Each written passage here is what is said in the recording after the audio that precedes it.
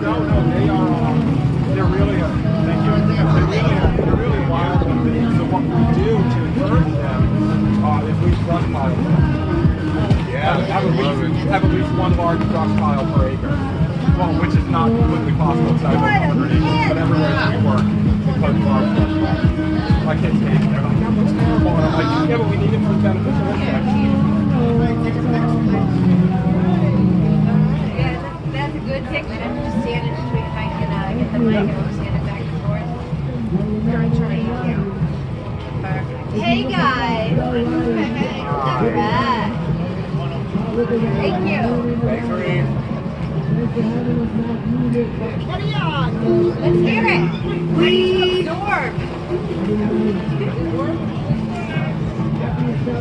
All right, everyone. Thank you so much for coming. Can everyone hear me? Yes. Fantastic. Happy Extravaganja! Yes. We are here at the MassCann Education Village. This is going to be a fantastic experience. There are going to be demos happening all day, presenters, speakers, and this panel, which I am so excited to be the moderator of. This is called A Growing Industry. And when we think about the cannabis industry, a lot of times what people might focus on is, well, how do I become a cultivator, an extractor? How do I make cannabis byproducts from everything from tinctures, oils, keefs, hashes? But also thinking about what about being a part of the ancillary businesses is going to be important. So do you want to be somebody who maybe does packaging, designing, HR, any skill set you have is absolutely going to be transferable to the cannabis industry, to this new evolving market. So what I want to do is I want to highlight our speakers and have them tell you about themselves, their cannabis journeys, and then start to think about your own situation and how it is you can apply it to your own lives, because everybody here with this new emerging industry, there is a place for you. So find a place to have a footholding so you have a place to stand. So without further ado, I'm going to let our panelists introduce themselves. Please tell us about yourself, your company, and what brought you here today. Hi, my name is Chris Burns. I do a lot of different things, I guess, in the cannabis industry, but can you all hear me now? Sorry about that. My name is Chris Burns. I do a lot of different things in the cannabis industry. One of the primary of those is I do consultation work with patients actually around the world for free, and I also have a company called Dr. Dirtbag, and we make horticultural products for not just the cannabis industry, but for industries outside of it as well. And those products are all based on traditional Chinese herbs that we collect and grow ourselves up in Heath, Massachusetts. Hi everybody, my name is Beth Waterfall. I do a bunch of stuff in the industry now, but came from a background of being a marketing director at an accounting firm and a law firm. So I have a pretty boring and conservative background that's actually come to be very helpful and applicable in a very highly regulated industry like this. So like Ellen was saying, there really is a place for everybody in the industry, and I often challenge people to come up with a job, and I can tell you there is a place for that somewhere here. But basically, so now I do marketing consulting to 100% cannabis clients now, and one of them is a law firm. But I also am managing director of the New England Cannabis Convention, and I run a networking and education advocacy group called Elevate. So I encourage you to check it out. And thanks, Ellen, for inviting us to be here, and look forward to answering any questions and seeing where this goes. Can you guys hear me? So my voice is a little shot from being up in Maine last week at the bonfire. It was a little windy out there. My name is Fred Garp, and I am a beekeeper from Framingham, Massachusetts. I'm actually a relatively new beekeeper. Up until a year ago, I was a full-time employee of the health insurance industry, and I kind of got sick of watching an industry harm people when they're supposed to help them. And I'd been a cannabis user my whole life. Medically, for me, I have asthma, so I'm a big proponent of edibles, which is what led me to making edibles and medicating honey, and that's kind of what led to my journey into the industry. I do a lot with transparency and testing. If anyone follows me on Instagram, Big Plex Sticky High Blend, I'm at MCR 3-4 times a week because it's the convenience of it's down the street from my house. But I encourage everybody to find a lab local to them and test their medicine, whether they decide to retail it or for personal consumption. Hello, thank you all so much for coming to Extravaganja. My name is Lucas Thayer. I'm a primarily background of a fruits and vegetables farmer. I've done a lot of work with Food Not Bombs in production and distribution of fruits and vegetables for free, and I consider cannabis to be just another one of those fruits and vegetables that should be produced and distributed for either free or as low of a cost as possible. And so I really want to make sure to advocate for fruits and vegetables to be on the table alongside cannabis at all the cannabis events. And some of you may know me as Apple Guy on Instagram, Apple Guy Flowers, and so I've done that. I've been bringing apples to the pot parties for over a year now in New England, and so I really want to see lots of healthy eating options available alongside the cannabis industry, and hopefully in the pot shops have smoothies and other fruits available regularly. And thank you for having us, Ellen, and thank you for your service. Right behind you. Thank you guys very much, and huge thank you to MassCann for putting this together every year at every event. You can find them from the New England Cannabis Convention to the Boston Freedom Rally happening in September. So this actually, yes, applause. This is a compilation within itself of a lot of hard work. This started out with a tent and a dream from Catherine, Linda, and the rest of the crew, and then Jen Grew came on board, KP came on board, Bill's been here, and I help every now and again. So with that in mind, just getting your network together. I heard a saying recently, and it's kind of stuck with me. Your network is your net worth. What do you guys think about that, especially in an industry that's coming from a place of community and then going into a place of maybe marketing, advertising, selling, consulting? Do you find that, like for myself as a cultivator, I've had to go to other people for things like branding, where maybe that's not my strong suit. So have you found that using other people has been a resource to you? Yeah, I think that, like with any industry, it's really important that we connect with other people who are in the industry, and that we encourage everybody else to really, I guess, raise the bar as much as possible, because it's all of us being accountable to each other, not just, I don't mean that to sound antagonistic, but it's all of us being accountable to each other, showing each other our product, making each other understand that what we're doing has validity, is important, and we have to daily, when we're working with other people in the industry, we have to get them to understand what we are doing, why we're doing it, because there are many new things constantly, and there's nobody who certainly knows even a small portion of it. I'll add on to that networking is why I'm here today. So when I was in law firms and accounting firms, I used to train lawyers on how to get clients and how to become somebody that people trusted, because that's the type of service that, you know, that involves a lot of trust. So I came onto the scene a couple years ago after learning from Ellen. She blew my mind about cannabis. I thought I knew everything, but I didn't. But going out to events and meeting people and being open and asking questions and offering to do work for companies that you admire, to kind of get your foot in the door and to meet new people, it's absolutely essential, particularly in this industry where it's new. Everybody has some degree of new here.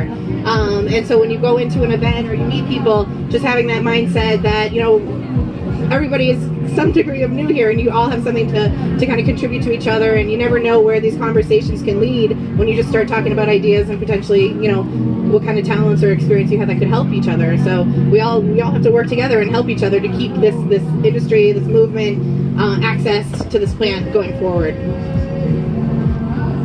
You know, I really couldn't agree more. I think that openness, honesty, and working together as a real community would benefit everybody in the cannabis industry. And oftentimes I see a lot of people claiming to be part of a community, but it's really a lot of competition and backstabbing, and all you have to do is turn to someone and be like, hey, I like what you're doing, or this interests me, why don't we have a conversation about it? And I found that when you approach someone like a human being, they're far more likely to talk to you like a human being rather than a competitor.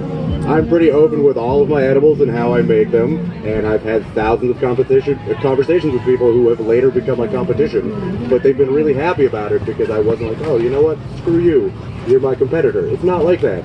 We're all in this together, and we're all in this because we have a shared interest. So if you really think you can make it on your own, I'm going to tell people it's not going to happen. You will not do it without a team of people and without a group of good people, which is why we're all here. Take a look around you. Look at how many tables are here and how many people are here. How many connections is every single person here going to make when they walk away today? Think about that. Doesn't work? Doesn't work. Nope. Put in like on the subject of networking, I've been blessed with a great network of people that have been helping me out. A lot of them are sitting in this crowd right now, actually, and building the network pre-show, before the legalization really sets in effect, before stores are opening, is so important, because the distributors will need customers. The distributors will need branding, and they need the clientele to recognize the product, and that's needed to happen over the past couple of years.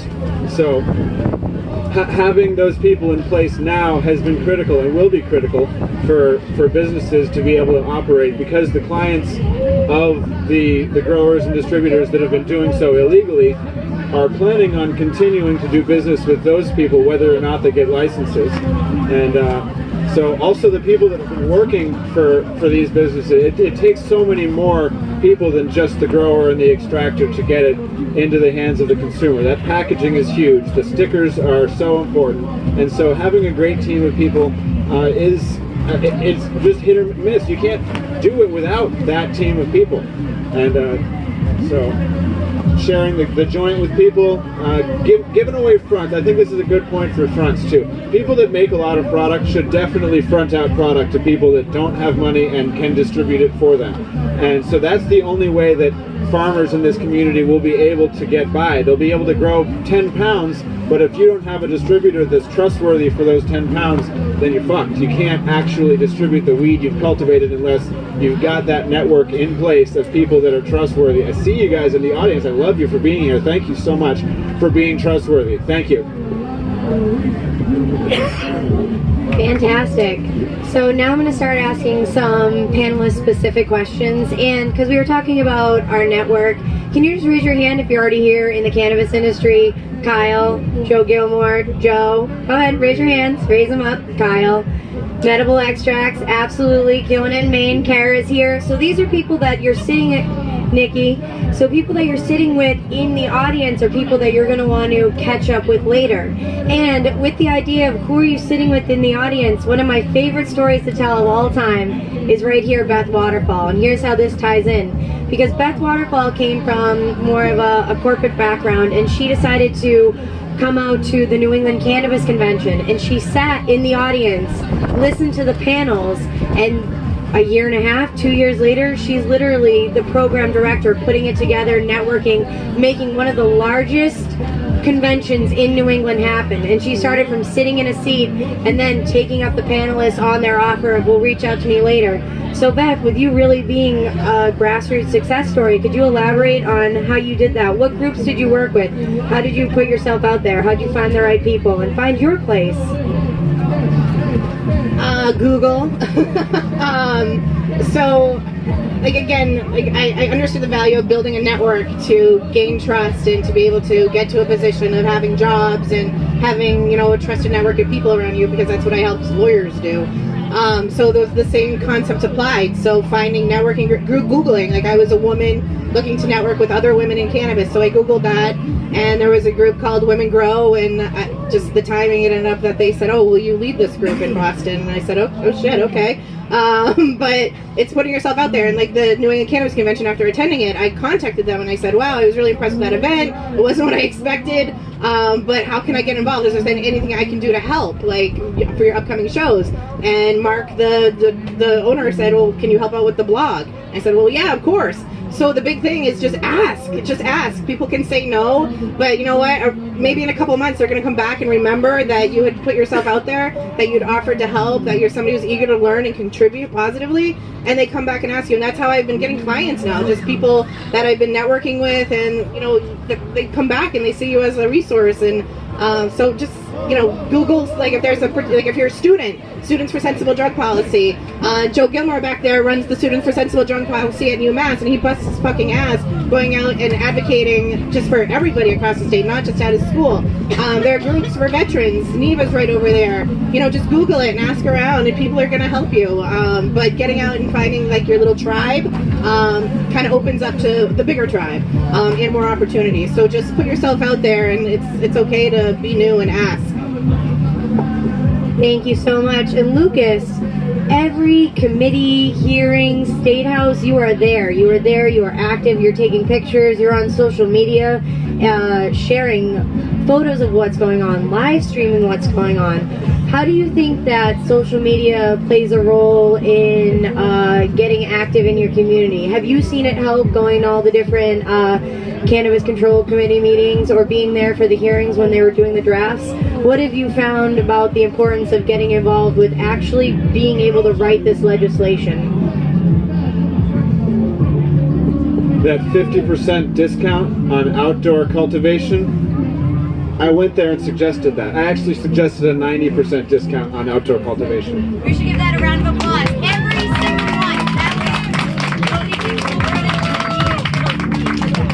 one. So in the protest biz, we say direct action gets the goods, and that's what it took. It took going there every meeting, giving them the free apples, harping on them about outdoor cultivation being more environmentally friendly. It's more healthy to consume it. There's no nutrient runoff if you're doing it organically. All of the things that we all outdoor farmers said to them, it took that to tip them to give that discount for outdoor cultivation. So now we're looking at a tier 1 annual license fee of $1,250. That's affordable for an outdoor farmer to do, and so going there to those meetings and being there in their faces, it was so important. And there were a lot of the bad guys there too, both the naysayers who were anti-cannabis, who were opposed to legalization and kind of wanted to put a brakes to it, and then there were also the dispensary owners, the big money dispensary people. Sorry if there's big money dispensary people in this current tent right now, but big money dispensary people are bad people, and so they were in those meetings too and giving really bad advice to the Cannabis Control Commission in the hearings. So we needed to be there to counter that bad advice from the big money dispensary people, to at least have some say in the industry and have a foothold on what goes on here. And I think we did that. And so thanks to everyone else who turned out. Marie, thank you for turning out. That was awesome. And others in this crowd too, like showing up at those meetings. And these town council meetings, planning boards are having meetings like right now to talk about limitations on cultivation. My town just capped it at 10,000 square feet. There are certain limitations that your towns are doing. You can go to the town hall and say, I want this, I want that, I want my greenhouses to be able to be 10,000 square feet. They were going to do it at 6, and we got them to raise it to 10. So there are things, active things that can be done, should be done tomorrow on Monday when you go to town meeting and vote for pro-cannabis details within your own town. So get out there and do it, please. It's not just about the Freedom Rally. Thank you, Thank you, thank you. So Fred, you talked about you make your own edibles and the importance of dosing and MCR labs and testing. Tell me more about that, especially now that we have a recreational market where anyone over the age of 21 can cultivate their own cannabis, have their own cannabis, make their own cannabis edibles. So what do you think is important about dosing or knowing your different cannabinoids or your endocannabinoid system? I think dosing with cannabis is very important, not just knowing how strong something is, but knowing what cannabinoids are in it and potentially what terpenes are in it. If you're eating edibles made with distillate, it's my opinion, and now this is my opinion, I get a lot of shit for this, but edibles with distillate make me very shaky. I think part of it is because there's no terpene paths for that THC to go through, so it just kind of runs through your body. And really, I think edibles made with distillate are a really effective analgesic pain reliever for short-term pain relief, and they're a pretty good party drug.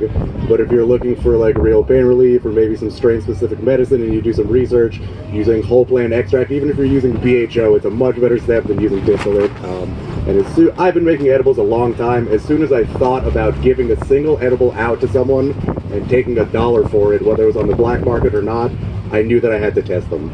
So with my first product I made, just as an experiment, I went straight to MCR because it was near my house, and I've been working with them every week since, and it's been about a year that I've had a great relationship with them. They've helped me refine my product, and I go to a lot of events, and I tell people, if you're at an event and someone tells you the dosage of something, why don't you ask them how they know? Because often, they have no fucking clue. Often the answer is, well, I use like a gram of oil to make these edibles, and that's 1,000 mil. Stop right there. They say 1,000 milligrams, they can't do math. Or if they say I used canned butter and there was 2 ounces of it, you don't know how strong the flour was, you don't know how they diluted the canned butter. Why not just go and test it? If it's cost prohibitive, then don't enter the market. Because I did it out of pocket when I made 4 jars of honey. I'm not making bank on 4 jars of honey if I have to pay for every test. Now it's much easier to test because I'm making much larger batches, but I'm also out there at every event I can educating people. Ask people, hey, how do you know how strong this edible is? What is your starting material? Did you get your starting material tested? Is the final product tested? Because it's coming with the recreational market, all that's going to have to come, but people are getting bunk products from people underground right now, and they're just assuming it's dosed with something, and then they eat a real full spectrum edible that's half the dose that they're used to, and it knocks them out, and they wonder why. So I think knowledge and testing and proper dosage goes a really long way. Thank you. So Chris, you are Dr. Dirtbag. So you emphasize the importance of cultivating organically, and you work with patients. So why is it important to make sure that the medicine that the patients are getting is, to touch upon testing again, make sure that doesn't have any bacteria or mold or fungus? And with this recreational market, how can we make sure that we still take care of the patients?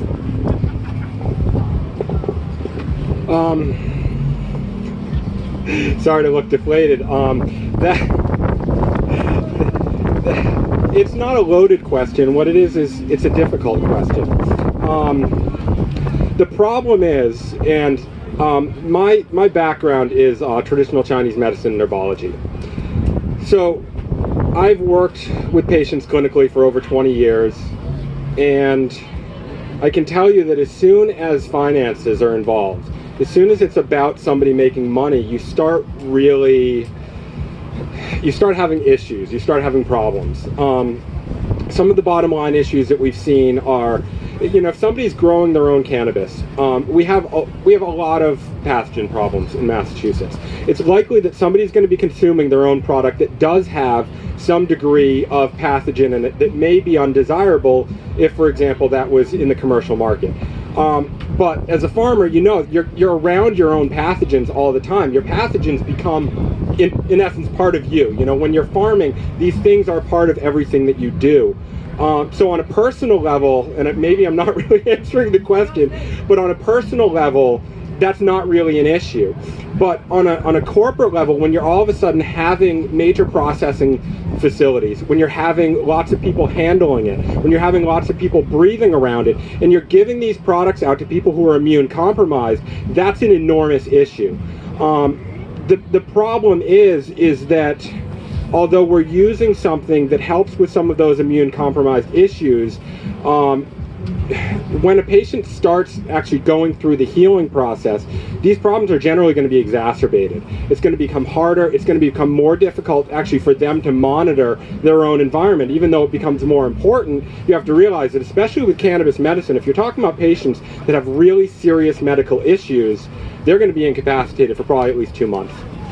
So incapacitated that even if they dose themselves up, they may lose about 2 months of their life. And that's kind of the reality of it. So when these people are relying on other people to support that process, yeah, it's got to be clean, but it's got to be clean in a way that makes sense. I mean, when we first started looking at the program and we're testing for products that are regularly in abundance in organically farmed products, but we're setting the levels for some of them lower than what isn't even tested for in lettuce or otherwise, then we're not necessarily looking at what the real potential issues are. And it's a big discussion with, I guess, a lot of parties involved. What are the real issues? What is it that we need to be looking for? What is really going to be affecting patients? Because depending on the patient and depending on what their issues are, different things will affect them much differently. And all the things you see on Leafly and otherwise, like, oh, this strain is great for this strain is great for that, for the most part, that's garbage. That's just there to try to sell product. That's not there to try to support patients. And I work with people all over the world. So I love it that in Massachusetts it's much safer and it's much easier for people to do this. But I mean, I work with people literally where if people found out that this person was working with cannabis medicine, they'd be killed. You know, so it's either, do I save my life, or it's one or the other. There's still very, very difficult questions that are being asked, all over the world. No, that's great. So, yeah, absolutely. Sorry for such a confusing answer. Just to point out that it is a loaded question, thinking about, well, how are we going to make sure that we're still growing organically and taking care of patients, and to think about the fact that this medicine isn't available all over the world. Here in Massachusetts, we're very lucky that we have both a medical program and a recreational program. So to kind of bring it back to home base, what can we do here in Massachusetts for people that want to get started in this industry? What advice would you give them on outreach groups, events coming up? The biggest thing that I would say is network. You can have the best ideas in the world. You can have product that has the potential to revolutionize the industry. But if you don't have networking, if you don't have support in that, I can tell you from firsthand experience, it's really not going to go anywhere. And you're going to continue to come up against just a very difficult scenario if you don't reach out, work with other people, fall on your face a bunch of times, because not everyone's going to help you. People who you think are going to help you are oftentimes going to be there to kind of try to stab you in the back and get things from you. But that's just, unfortunately, the nature of our society. You just have to trust people. You have to try to work with them and cut your losses and move on if it wasn't exactly what you want it to be. Ditto on networking, and one way to be really effective with that right now, and what's really important for anybody who is interested in cannabis, is to attend these upcoming town meetings where they're talking about bans and moratoria. They're everywhere. So check with your town, regardless of where you live. If marijuana is going to be on an agenda at a town meeting, you have to go. If you want to have a job, if you want to have a business in this industry, you have to fight for it. So if you're not able to, or one way to kind of expand on that is to support the groups that are doing it. MassCann, MRCC, there are different organizations that are devoted to going to these meetings and teaching people about in those different towns about the issues that they need to know about, and kind of, you have to remember at these town meetings, the people that are showing up are generally older people or people who are averse to some of these issues. So we need to have a voice, we need to be present. So if you have an interest in this industry, you better slap on your advocacy t-shirt and get out there and certainly support the groups that are doing it for us. Just to piggyback on what both of them are saying, just show up, use your voice, show up at events like this, talk to people, show up to your cannabis conventions, join MassCann and Normal, follow MRCC on social media. Social media is really big. Start promoting all of these events on social media yourselves and get the word out to your friends and family, even if you're scared to talk to them about cannabis, because it'll open up a lot of interesting conversations. My family was really against what I'm doing. For the most part, they still are, but they're willing to talk to me about it now. They weren't a year ago, and it's because I kept talking about it, and I showed up, and it's not some, I just want to do this because I like getting high. Get out there and kill that stereotypes of stoners are lazy bums. Show up at every fucking event, every town meeting, make yourself known to your fellow cannabis activists and users, and to the town. Let them know that we're not going to go away.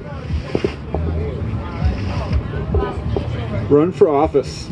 Run for little office. Just town planning board or health department or town board of selectmen, or support a candidate. Find a candidate that you like and support them. My friend Tara Fredericks is running for state senate in Acton, and so she's a cannabis supporter. So if you're anywhere near Acton, support that one. And Mike Maloney is running for district attorney. Attorney Mike Maloney, if you guys have heard of him, he's one of the great activist lawyers here too.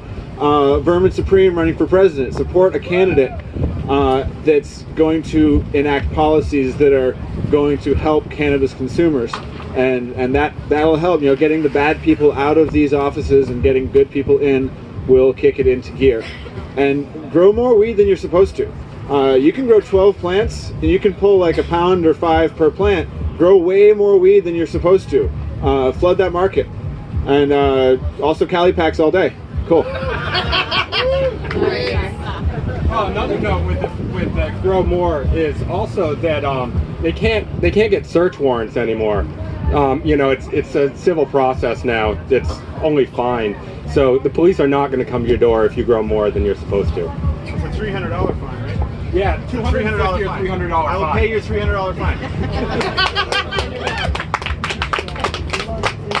Well, if you do want to know what's coming on here in the local cannabis community, CRC is a great way to stay involved. Students for Sensible Drug Policy is a great way to stay involved. Elevate New England is a great way to stay involved. So stay active because those laws are changing every day. And as they say, all good things must come to an end. But before they do we have any questions from the audience for our fantastic panelists?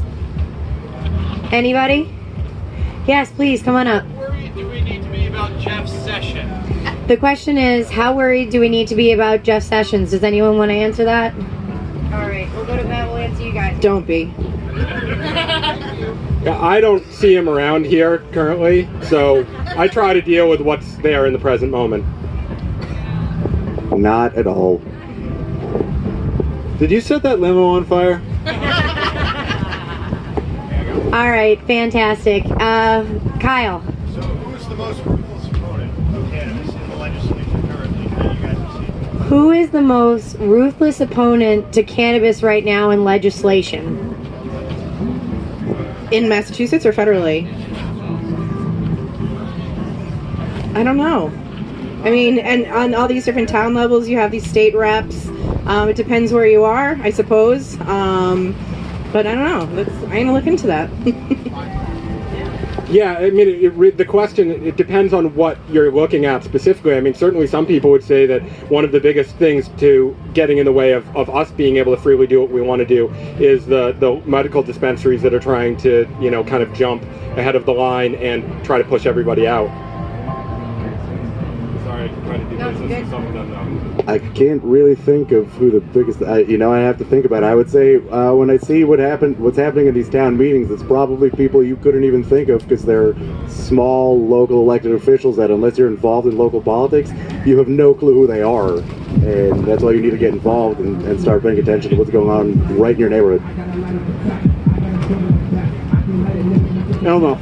I think that the most ruthless opponents to cannabis in Massachusetts right now are overzealous police departments and individual officers that are not looking forward to losing a steady income that they can take in monetary seizures, fines, court fees, bails, and other forms of theft that the state is committing against cannabis consumers.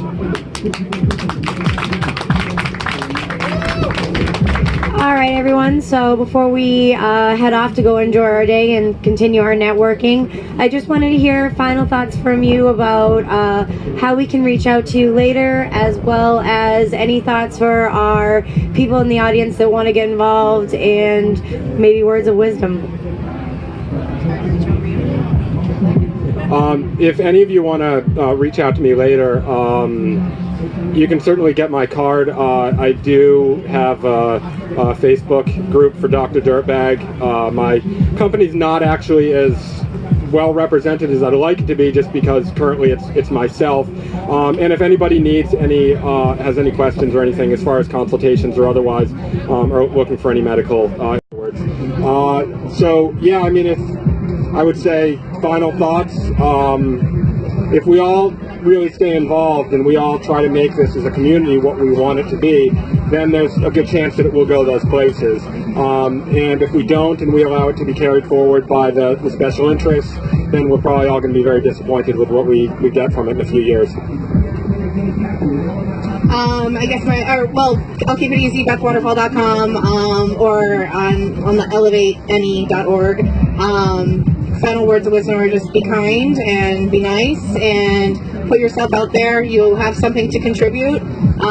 So just, any of these organizations, just try to support them, show up to their events, make donations, and just, again, go on to your town meetings and just try to be a good advocate and a good representative of the industry and for patients too. So.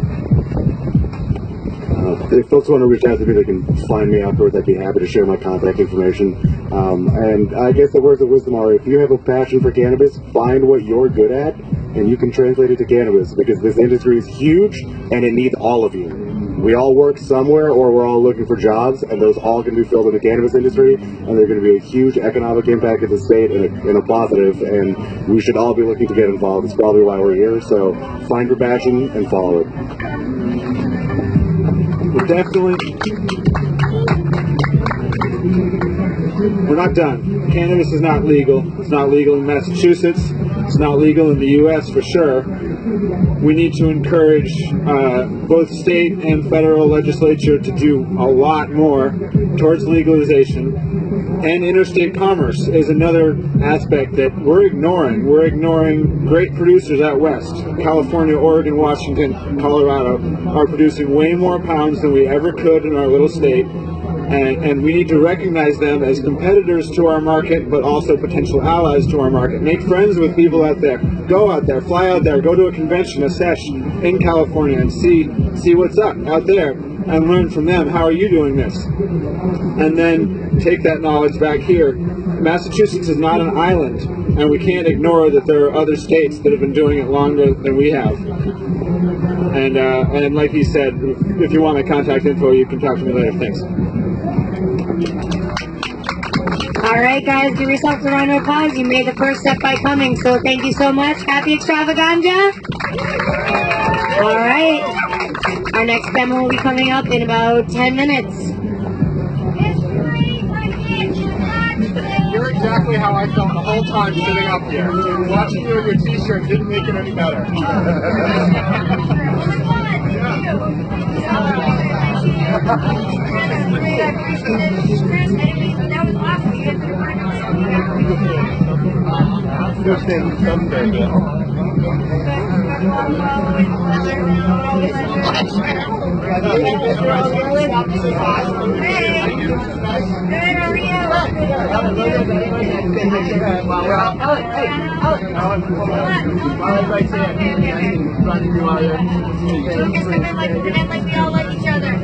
I like your pasta. Oh, yeah. Like, oh, yeah, my pasta.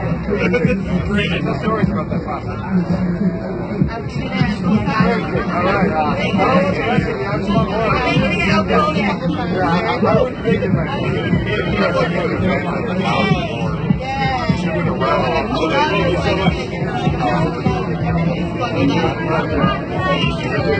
Thank you, David. Good job. If nothing else, the video footage you can take stills from it. We'll keep it